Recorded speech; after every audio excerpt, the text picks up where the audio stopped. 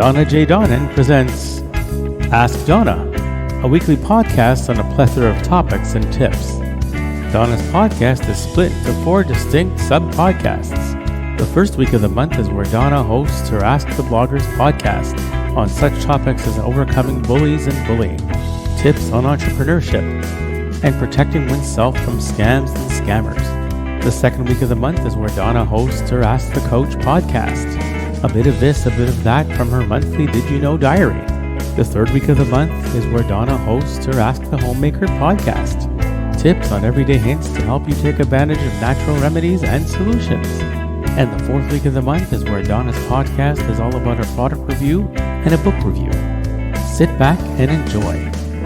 Hello, and I'm Donna J. Jodhan, your host for the Ask Donna show.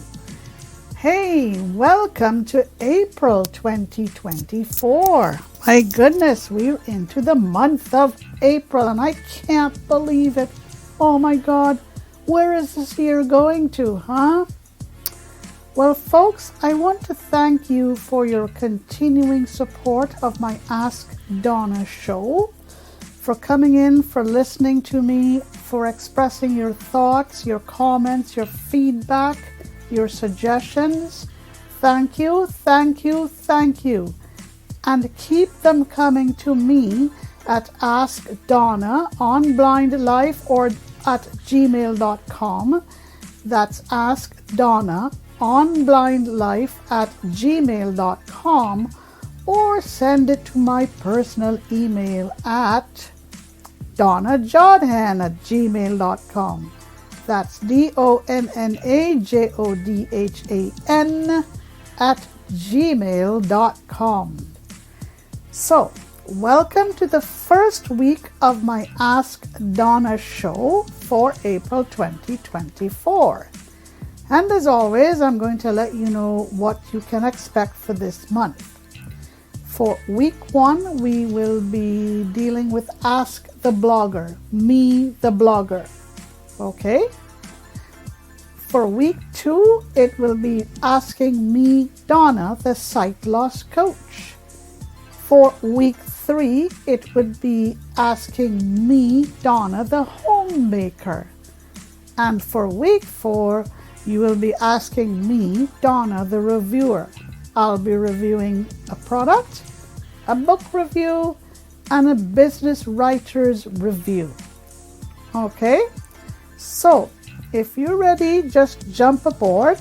And I must not forget to keep thanking my dear little brother, Michael Cicciello in Montreal, for your continuing production of my podcasts and for continuing to provide me with great words of wisdom and advice.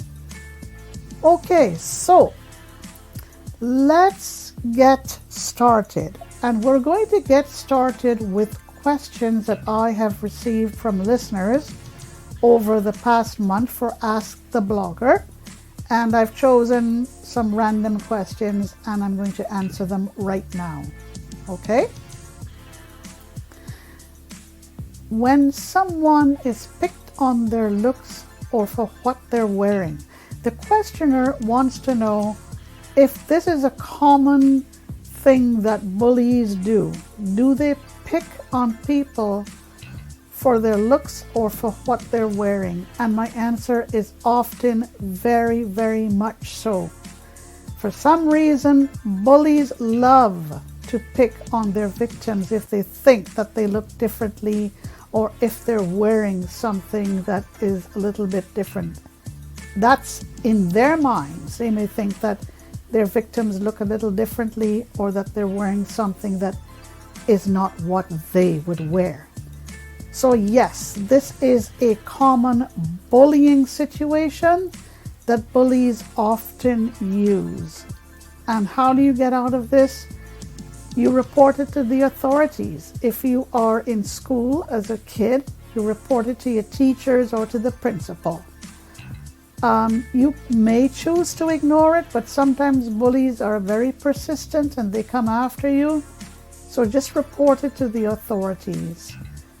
You get this on subways and stuff as well. And what you normally do is simply, if you find that they're following you or they're being persistent with you, all you do is just go to the people or the staff at the subway stations and report it. Okay? And this questionnaire wanted to know what does one mean by what one is wearing. So if a bully finds that you're wearing, I don't know, a shirt that is out a different color, or you're wearing a jacket that says something on it that they don't like, they would bully you for it. They would come after you, they would harass you, and they would say, I don't like the color of your shirt, or I don't like what's written on your jacket. That is bullying. Okay? So this is what I'm saying that you do. Just ignore your bullies or go and report it. Okay, the next question. Someone wanted to know what makes entrepreneurship too large. What makes entrepreneurship too large? What makes entrepreneurship too large is when you take on more than you can chew. Okay?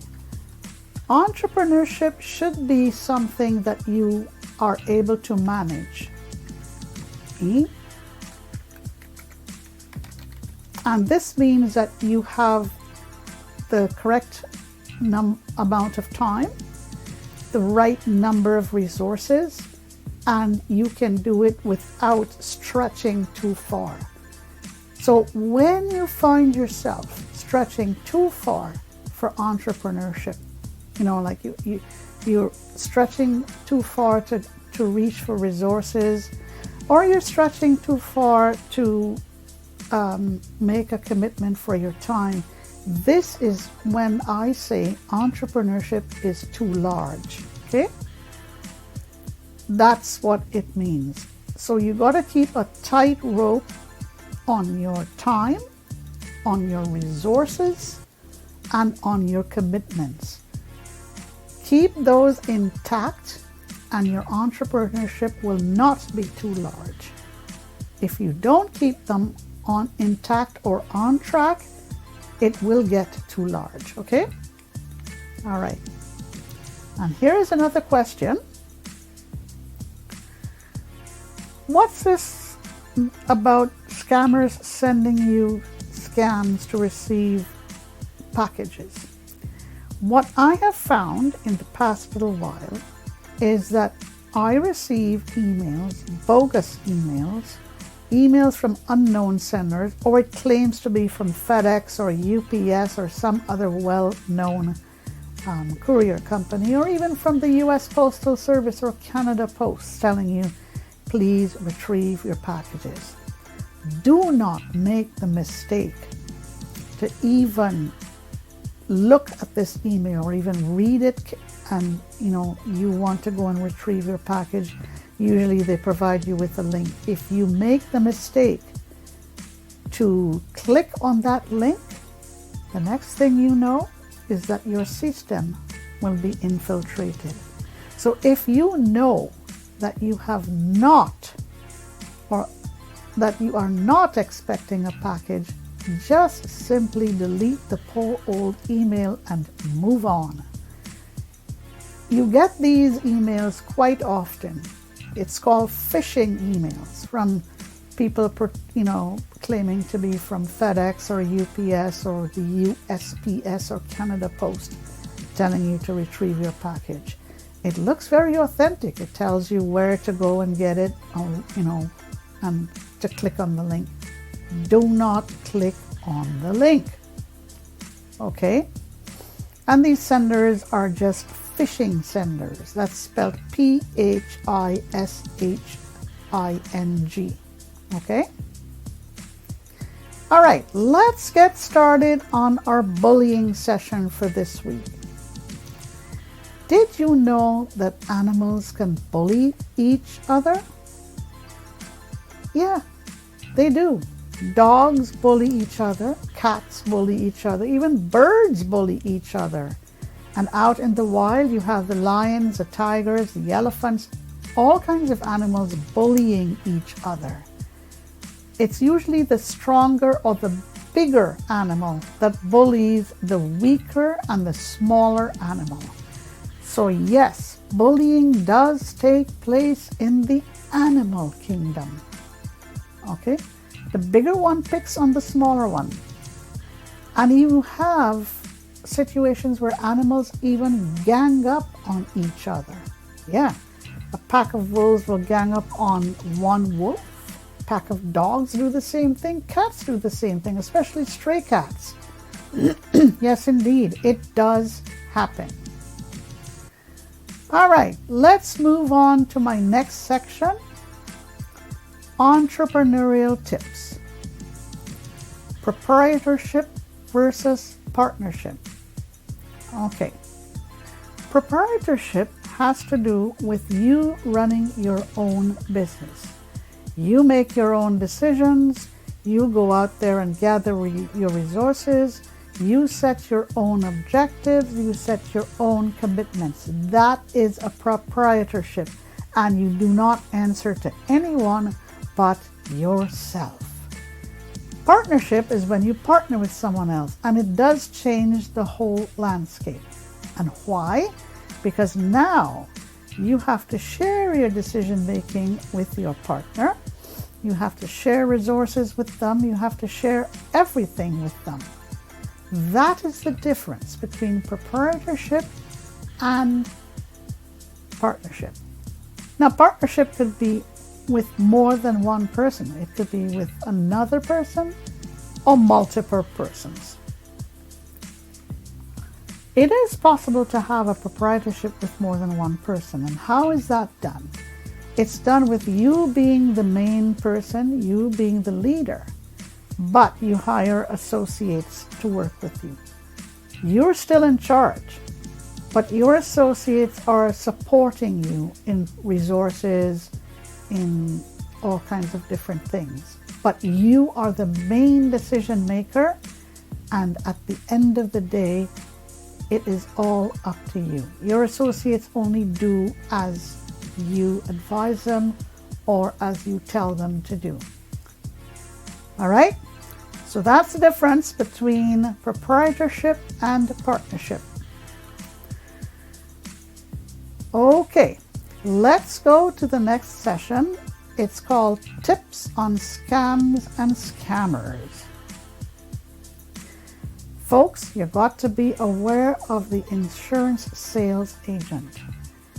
Be aware of these guys. They come knocking at your door, they send you emails, and they make phone calls. For me, I would strongly suggest that you work only from people who work for reputable insurance companies. I never ever suggest to my associates or my clients that they work with independent insurance agents, because you don't know. These days, these insurance agents, they can create resumes that look so real and references that look so real that you have to spend so much time going through this resume and trying to figure out, is it true? Is it false? Is it half true? To save yourself a lot of trouble, why not just go to a reputable company? Do not go with insurance agents.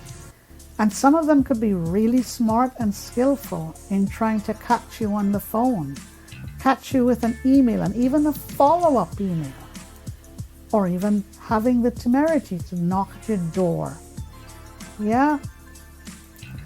Even if you check them out thoroughly, there's no guarantee that you've done so. So it's better to work with an insurance company that is reputable. And finally, always meet them at their office, if you can. Don't meet them at a coffee shop. Don't meet them at a restaurant. Don't meet them at your home. Go to their office so that you can check out their office. Now again, their office may be a fake office, but make sure that their office is representative of a company. Okay? All right. We come to the final session or section of my show for today. It's all about my final thoughts. What do you think of independent agents? Independent agents. Well, independent agents could be fine, but again, like the insurance agent, they are very, very free to try and pull the wool over your eyes, so to speak. I prefer not to deal with independent agents. And you know what? It's a terrible thing to say because everybody deserves a chance. But these days, with so many tools at their disposal so that they can pull the wool over your eyes, I prefer to avoid this and do not deal with independent agents. Okay? All right. If you'd like to learn more about my advocacy writings and my efforts, go to www.sterlingcreations.ca. There you'll see a lot of stuff that I continue to work on. And don't forget to send me an email to askdonnaonblindlife@gmail.com or to my personal email address donnajodhen@gmail.com. This is it for me for this week, folks. I hope you enjoyed my first week of April 2024. Ask Donna. It's Ask the Blogger for this week. Have a great rest of the day, a great rest of the week, and we'll see you next week. Thank you very much, and do take care. Bye for now. That's it for this week. Donna hopes that you enjoyed her podcast today. She thanks you for having taken the time to tune in and looks forward to being with you next week. Send your thoughts and feedback to Donna at askdonnaonblindlife@gmail.com.